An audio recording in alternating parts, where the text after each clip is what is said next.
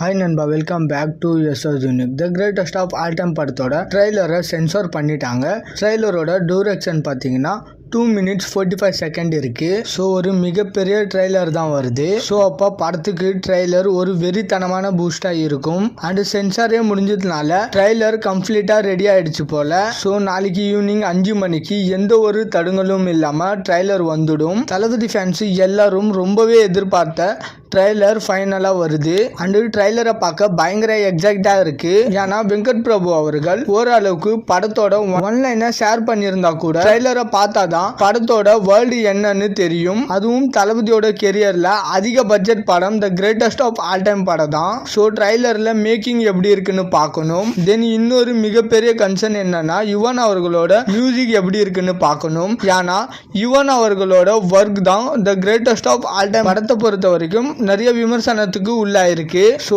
Background ஸ்கோருக்கு யுவன் அவர்கள் ஒரு மிகப்பெரிய கிங்கு.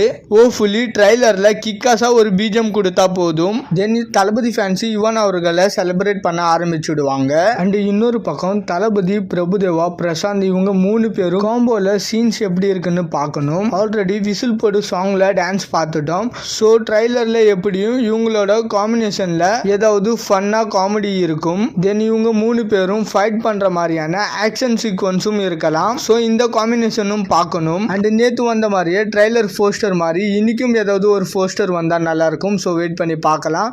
இது மாதிரி தளபதி பற்றின அப்டேட் தெரிஞ்சுக்க மறக்காம எஸ்எஸ் யூனிக் சேனலை சப்ஸ்கிரைப் பண்ணி சப்போர்ட் பண்ணுங்க.